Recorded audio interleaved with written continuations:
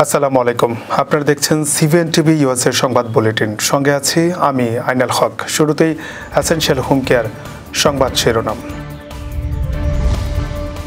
Reconciliation বিলে বিপদের মুখে যুক্তরাষ্ট্রের মেডিকেইড খাত। প্রযুক্তি করের জেরে যুক্তরাষ্ট্র কানাডা বাণিজ্য আলোচনা স্থগিত। ট্রাম্পের বাজেট বিলকে পাগলামি বলেন ইলন মাস্ক। হামাসের সঙ্গে চুক্তিতে নেতানিয়াহু কাজ করছেন বলে জানালেন ট্রাম্প। এবং রাশিয়ার হামলায় ইউক্রেনের যুদ্ধবিমান বিধ্বস্ত, পাইলট নিহত। শুনছিলেন এসেনশিয়াল হোম কেয়ার সংবাদ শিরোনাম। এবার বিস্তারিত। যুক্তরাষ্ট্র কংগ্রেসে সদ্য পাশ হওয়া ওয়ান বিগ বিউটিফুল বিল আইন অনুযায়ী আগামী 10 বছরে মেডিকেইডে ব্যয় $793 বিলিয়ন পর্যন্ত কমে যেতে পারে। এর বড় অংশই কাটছাট হবে স্টেট ডিরেক্টেড পেমেন্ট সীমিত করার মাধ্যমে, যা বর্তমানে হাসপাতাল ও নার্সিং হোমগুলোর গুরুত্বপূর্ণ আয়ের উৎস। কাইজার ফ্যামিলি ফাউন্ডেশনের তথ্য অনুযায়ী এই পরিবর্তনের ফলে 29টি রাজ্যে হাসপাতাল ও সেবা কেন্দ্রগুলো অর্থ সংকটে পড়বে এবং রোগী সেবার মানে নেতিবাচক প্রভাব পড়তে পারে। বিশেষ করে গ্রামীণ ও দরিদ্র নির্ভর হাসপাতালগুলো বন্ধ হওয়ার ঝুঁকিতে রয়েছে। নতুন বিল অনুযায়ী এসডিপি সর্বোচ্চ 100 থেকে 110% মেডিকেয়ার রেটের মধ্যে সীমাবদ্ধ থাকবে, যেখানে অনেক রাজ্য বর্তমানে অনেক বেশি হারে অর্থ প্রদান করছে। একই সঙ্গে বছরে 10% হারে এসডিপি কমানোর প্রস্তাবও রাখা হয়েছে। এছাড়া প্রোভাইডার ট্যাক্স সীমাবদ্ধ করার প্রস্তাবও এসডিপির অর্থায়নে বাধা সৃষ্টি করবে, যা রাজ্যগুলোর জন্য আর্থিক চাপ বাড়াবে। নিউ ইয়র্কের রাজ্য একাই প্রায় $70 বিলিয়ন ক্ষতির মুখে পড়বে বলে আশঙ্কা করা হচ্ছে।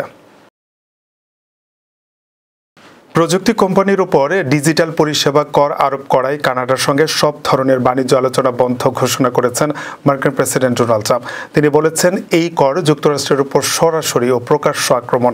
ট্রাম্প জানান, 7 দিনের মধ্যে কানাডার পণ্যের উপর নতুন শুল্ক বসানো হবে। কানাডা জানিয়েছে তারা দেশের স্বার্থে যুক্তরাষ্ট্রের সঙ্গে আলোচনা চালিয়ে যাবে। ডিজিটাল কর অনুযায়ী বিদেশি ও স্থানীয় প্রযুক্তি প্রতিষ্ঠানগুলোকে কানাডিয়ান গ্রাহকের আয়ের উপর 3% হারে কর দিতে হবে। এ নিয়ে দুই দেশের মধ্যে নতুন করে বাণিজ্য উত্তেজনা তৈরি হয়েছে। যুক্তরাষ্ট্রের প্রেসিডেন্ট ডোনাল্ড ট্রাম্পের নতুন বাজেট বিলকে পাগলামি আখ্যা দিয়ে তীব্র সমালোচনা করেছেন টেসলা ও স্পেস এক্সের সিইও ইলন মাস্ক। তিনি বলেন, এই বিল যুক্তরাষ্ট্রকে ঋণের দাসত্বে ঠেলে দেবে এবং লক্ষাধিক চাকরি ধ্বংস করবে। শনিবার সিনেটে 51 থেকে 49 ভোটে বিলটি পাশ হয়। মাস্ক এক্সে একাধিক পোস্টে বলেন, বিলটি ভবিষ্যৎমুখী খাত উপেক্ষা করে জীবাশ্ম জ্বালানিকে অগ্রাধিকার দিচ্ছে। এতে অর্থনৈতিক ও কৌশলগত ক্ষতি হবে। মাস্ক আরও দাবি করেন, এই বাজেটে $5 ট্রিলিয়ন ঋণ সীমা বাড়ানো হবে, যা দেশের জন্য ঋণের ফার্স্ট লেন। ট্রাম্প পাল্টা প্রতিক্রিয়ায় বলেন, মাস্ক ক্ষুব্ধ কারণ টেসলা ফেডারেল ইভি ভর্তুকি হারিয়েছে। তিনি মাস্কের সমালোচনাকে ব্যবসায়িক স্বার্থপ্রসূত বলেও মন্তব্য করেন। গাজা যুদ্ধবিরতি নিয়ে ইসরায়েলের প্রধানমন্ত্রী বেনিয়ামিন নেতানিয়াহু হামাসের সঙ্গে চুক্তির চেষ্টা করছেন বলে জানিয়েছেন যুক্তরাষ্ট্রের প্রেসিডেন্ট ডোনাল্ড ট্রাম্প। শনিবার ট্রুথ সোশ্যালে দেওয়া এক পোস্টে তিনি বলেন, নেতানিয়াহু একটি চুক্তির প্রক্রিয়া আছেন যেখানে জিম্মি মুক্তিও থাকবে। ট্রাম্প আরও বলেন, নেতানিয়াহুর বিরুদ্ধে দুর্নীতির মামলাগুলো রাজনৈতিক প্রতিহিংসা, যা এই আলোচনা ব্যাহত করতে পারে। এর আগে হোয়াইট হাউসে তিনি জানান, আগামী 1 সপ্তাহের মধ্যে গাজায় যুদ্ধবিরতি হতে পারে বলে তিনি আশা করছেন। যদিও কার সঙ্গে তিনি আলোচনা করছেন তা জানাননি। এদিকে গাজার তোফাহ এলাকায় ইসরায়েলি হামলায় শনিবার কমপক্ষে 60 জন নিহত হন। হামাসও জানায়, যুদ্ধবিরতির শর্ত হিসেবে তারা ইসরায়েলের হামলা বন্ধ, সেনা প্রত্যাহার দাবি করছে। রাশিয়ার বড় আকারের ক্ষেপণাস্ত্র ও ড্রোন হামলা প্রতিহত করতে গিয়ে ইউক্রেনের একটি F-16 যুদ্ধবিমান বিধ্বস্ত হয়েছে।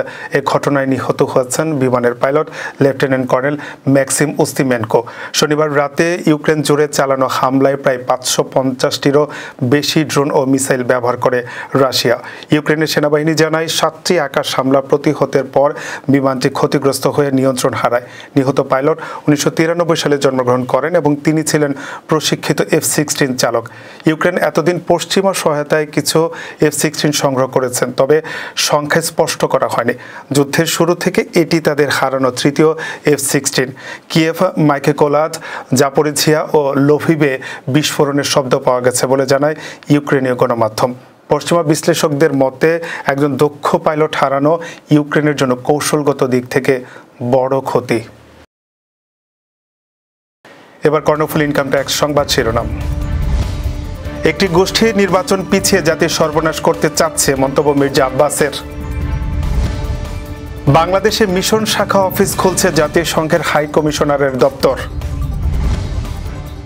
এবং Bangladesh society of Bronx new ইয়র্কের অভিষেক। আবারও স্বাগত সিবিএন টিভি ইউএসের সংবাদ বুলেটিনে। শুনছিলেন কর্ণফুলী ইনকাম ট্যাক্স সংবাদ শিরোনাম। এবার বিস্তারিত। একটি গোষ্ঠী নির্বাচন পিছিয়ে দিয়ে জাতির সর্বনাশ করতে চাচ্ছে বলে মন্তব্য করেছেন বিএনপির স্থায়ী কমিটির সদস্য মির্জা আব্বাস। রোববার রমনা থানা বিএনপির নতুন সদস্য সংগ্রহ ও নবায়ন কার্যক্রম অনুষ্ঠানে তিনি এই মন্তব্য করেন। মির্জা আব্বাস বলেন, এক একজন এক একটা দাবি তুলে নির্বাচনকে পিছিয়ে নির্বাচনের অবস্থার সর্বনাশ করে দিয়ে এই জাতির সর্বনাশ করতে চাচ্ছে। বিএনপি স্থায়ী কমিটির এই সদস্য আরও বলেন, এভাবে বড় বড় সমাবেশ করে জাতির কাছে ভুল বার্তা পৌঁছাবেন না। সমাবেশ দিয়ে যদি প্রমাণ করা যায় কি কত জনপ্রিয়, আমরা সারা বাংলাদেশকে একদিনের সমাবেশের আওতায় আনতে পারে। সারা বাংলাদেশ একদিনে সমাবেশ করবে, কেউ কোনো জায়গা ছাড়বে না, এটা তো সিস্টেম হলো না। বাংলাদেশে জাতিসংঘের হাই কমিশনারের দপ্তরের মিশন শাখা অফিস খোলা হচ্ছে বলে জানিয়েছেন আইন, বিচার ও সংসদ বিষয়ক উপদেষ্টা আসিফ নজরুল। রোববার রাজধানীর তেজগাঁওয়ে অন্তর্বর্তী সরকারের প্রধান উপদেষ্টা অধ্যাপক মোহাম্মদ ইউনূসের সভাপতিত্বে অনুষ্ঠিত উপদেষ্টা পরিষদের এক বৈঠকে ইউএনওএইচসিএইচআর এর শাখা অফিস খোলার ব্যাপারে একটি সমঝোতা স্মারক নীতিগতভাবে অনুমোদিত হয়েছে। এটি চূড়ান্ত করতে কয়েকজন উপদেষ্টা মিলে পরীক্ষা করার পর ইউএনওএইচসিএইচআর এর প্রধানের কাছে সরাসরি পাঠানো হবে। তিনি রাজি হলে দ্রুত এ ব্যাপারে সমঝোতা স্মারক সই হবে। Bangladesh society of Bronx new ইয়র্কের অভিষেক অনুষ্ঠান সম্পন্ন হয়েছে। গত 27 জুন ব্রঙ্কসের গোল্ডেন প্যালেসে উৎসবমুখর পরিবেশে এই অভিষেক অনুষ্ঠানের আয়োজন করা হয়। অভিষেক অনুষ্ঠানে নবনির্বাচিত সভাপতি শামীম আহমেদ ও সাধারণ সম্পাদক শেখ অলি আহাদ সহ নতুন কমিটির নেতৃবৃন্দরা শপথ নেন। এ সময় সোসাইটির হারানো মুখদের শ্রদ্ধাভরে স্মরণ করা হয়। নবগঠিত কমিটিকে বাংলাদেশ সোসাইটির সভাপতি আতাউর রহমান সেলিম ও সাধারণ সম্পাদক মোহাম্মদ আলী সহ আগত বিভিন্ন সংগঠনের নেতৃবৃন্দরা শুভেচ্ছা জানান। অনুষ্ঠানে প্রবাসী বাংলাদেশিরা ব্যাপকভাবে অংশগ্রহণ করেন।